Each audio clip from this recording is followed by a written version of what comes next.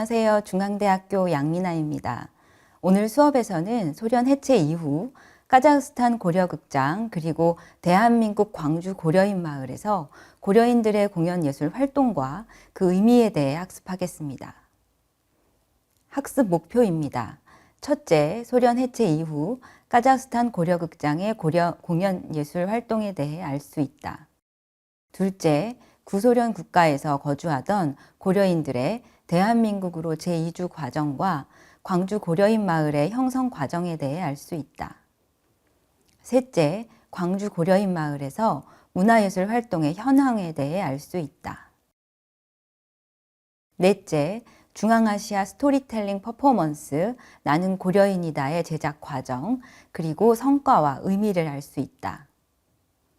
다섯째, 상호 문화시대를 맞은 대한민국 사회에서 공연예술 활동의 역할과 의미에 대해 고찰해본다.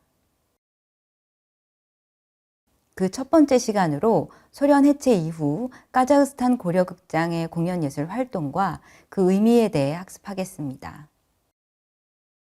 소련 해체 이후 구소련 국가들의 사회적 변화에 대해 알아보겠습니다. 소련 붕괴 직전 페레스트로이카의 움직임이 일어나며 소련 사회는 큰 혼란을 겪게 됩니다. 1987년 7월 18일 카자흐스탄의 알마타 고려문화센터 창립 총회가 개최되며 민족 문화를 살리기 위한 움직임이 시작됩니다. 페레스트로이카 이후 소련 정부는 1989년 11월 강제이주 정책의 불법성을 인정했습니다. 그리고 1990년 3월 17일 카자흐스탄 한인협회 창립 총회가 개최됩니다. 그리고 이어서 1991년 4월 탄압받은 여러 민족들의 복권에 대한 법안이 통과되지만 얼마 되지 않아 1991년 12월 26일 소련은 붕괴되었습니다. 구소련의 15개 공화국들로 분리 독립된 각 공화국들은 자신들의 민족 문화를 부흥시키며 강력한 자민족 중심주의 정책을 펼치기 시작합니다. 이들 나라에 거주하던 고려인들은 역차별을 당해 러시아의 연해주 및 대도시로 재이주하게 됩니다. 1993년 러시아 연방의 고려인들의 복권에 대한 법령, 1937년 강제이주 당한 고려인들은 복권될 수 있었습니다. 1991년, 1992년 러시아를 비롯한 카자흐스탄, 우즈베키스탄 등 구소련 공화국들이 대한민국과의 외교 관계를 재수립하게 됩니다. 소련과 대한민국이 교류가 없었던 소련 시기에 고려극장에서 한민족의 춤은 최승희류의 북한춤이 주류를 이루었습니다. 구소련 붕괴 이후 1992년 1월 대한민국과 카자흐스탄 간의 공식적인 수교가 이루어지며 본격적으로 대한민국의 공연예술 작품들이 유입되기 시작합니다. 소련 해체 이후 고려극장의 현황에 대해 알아보겠습니다. 특히 구소련 붕괴 이후 고려극장의 재정이 어려워지자 카자흐스탄 고려인 협회와 기타 고려인 민간 단체들 그리고 카자흐스탄과 한국의 스폰서들은 적극적으로 고려극장을 도왔습니다. 그동안 고려극장은 자체 건물이 없었고 2002년 개관 70주년을 맞아 카자흐스탄 정부로부터 처음으로 오래된 영화관을 극장 건물로 받아 개보수하여 사용하였습니다. 오랜 기간 고려극장의 안무가로 활동했던 김린마의 뒤를 이어 고려극장의 무용단에서 세대 교체가 이루어졌습니다. 2006년부터 무용단 안무가로 발레를 전공한 김라리사가 부임했습니다. 2017년 카자흐스탄 한인 정주 80주년과 고려극장 설립 85주년을 앞두고 2016년 12월에 고려극장은 위구르 극장, 독일 극장과 함께 극장으로서는 최고의 등급인 아카데미 극장으로 승격되었습니다. 당시 카자흐스탄의 아카데미 극장의 지위를 받은 극장은 러시아 극장뿐이었습니다. 이렇듯 고려극장은 1940년 주립극장, 1962년에 공화국 극장에 이어 54년 만에 아카데미 극장의 지위를 획득하는 쾌거를 올렸습니다. 그리고 고려극장은 2018년 5월 23일 카자흐스탄 알마타 보겐바이 바티라 거리 158번지에 위치한 새 건물을 받아서 안정적인 운영과 공연 활동이 가능해졌습니다. 현재 고려극장의 안무가 김라리사는 유주너 사할린, 즉 남사할린에서 출생하였습니다.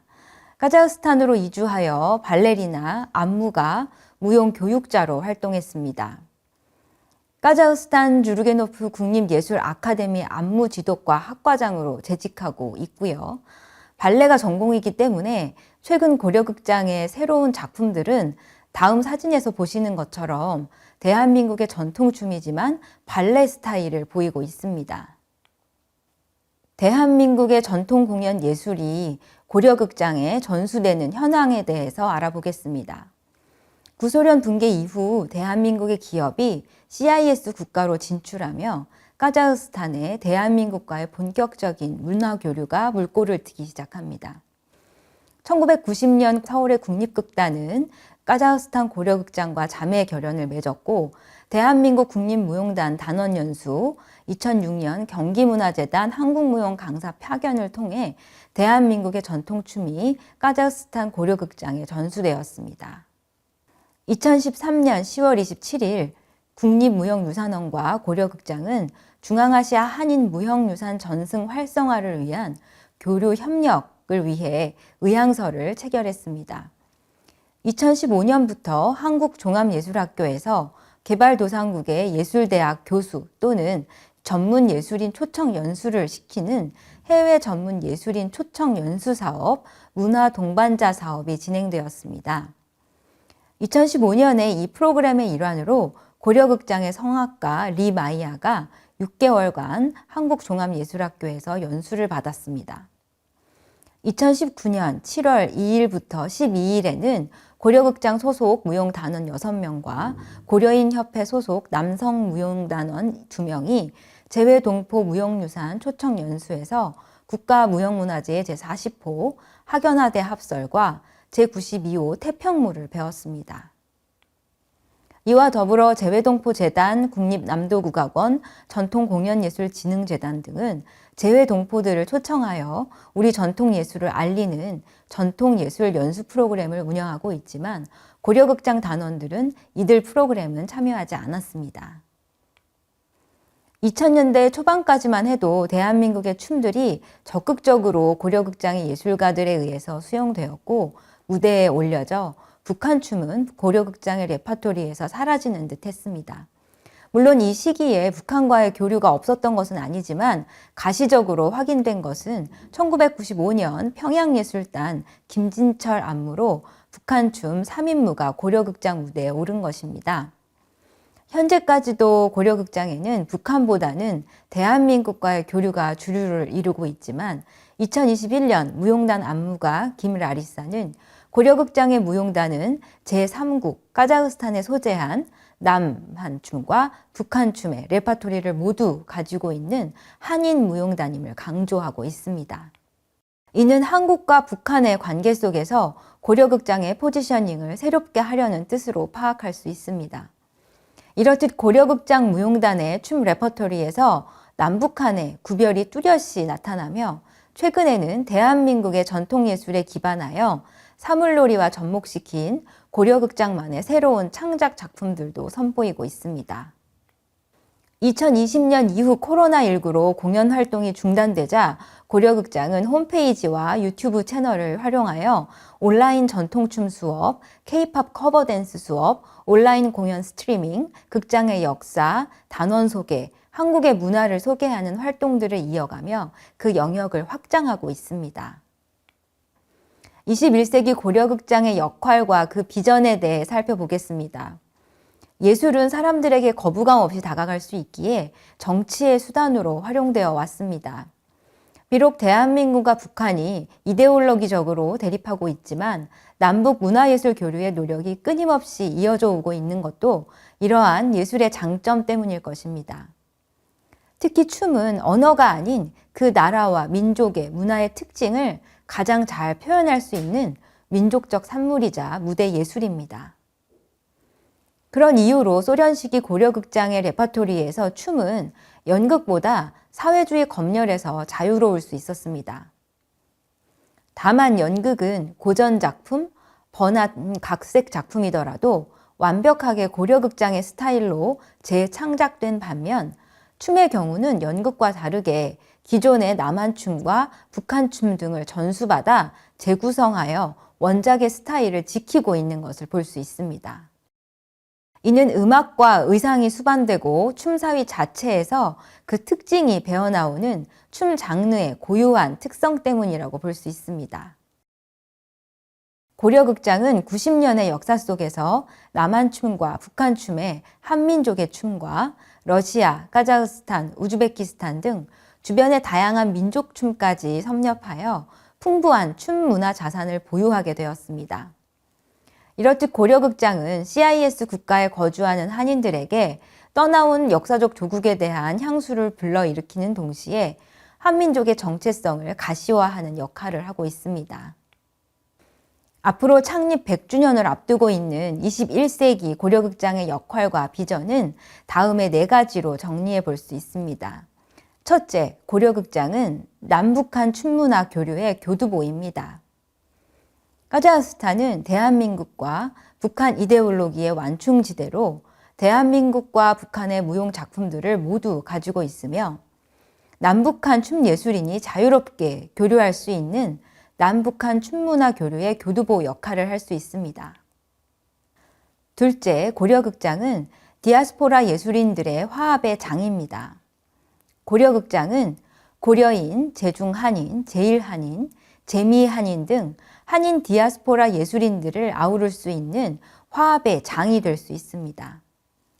코로나19가 종식되면 온 오프라인으로 세계 한인 춤문화 페스티벌 또는 학술대회를 통해서 각 나라에서 한인들의 춤문화가 어떻게 지켜져 왔고 현지 문화와 접목되어 어떻게 발전되었는지를 비교 분석해 볼 수 있는 장이 될 수 있을 것입니다. 셋째, 고려극장은 세계 한인 문화예술의 샐러드볼입니다. 고려극장은 고려인 공연예술의 메카로 불리고 있습니다. 이제는 4차 산업혁명 시대와 포스트 팬데믹 시대를 맞아 메타버스 등의 최첨단 테크놀로지를 활용한 다양한 세계 한인 문화를 한 작품에 담아내어 새로운 한민족의 작품을 만들 수 있다고 봅니다. 넷째, 고려극장은 차세대 고려인 예술인 양성의 인큐베이터입니다. 김게르만과 황영삼은 고려극장이 차세대 한인 예술가들의 한인 역사와 문화와 예술에 대한 안정적이고 체계적인 양성 시스템을 구축하기 위해 카자흐스탄 주르게노프 국립예술 아카데미와 교류 협력하여 한인 디지털 박물관을 구축할 것을 제안하고 있습니다. 한 발 더 나아가 기존의 자매결연이 맺어져 있지만 교류가 소홀해진 대한민국의 한국예술종합학교, 북한의 평양예술대학과의 교류를 활성화하고 교류의 대상을 제중한인 연변예술학교, 제일한인 금강산 가극단 등 전문예술단체들로 확대하여 고려극장이 차세대 고려인 예술가들이 보다 다양한 교육을 받을 수 있는 인큐베이터 역할을 해야 할 것입니다. 이상으로 소련 해체 이후 카자흐스탄 고려극장의 공연예술 활동과 그 의미에 대한 학습을 마치겠습니다. 감사합니다.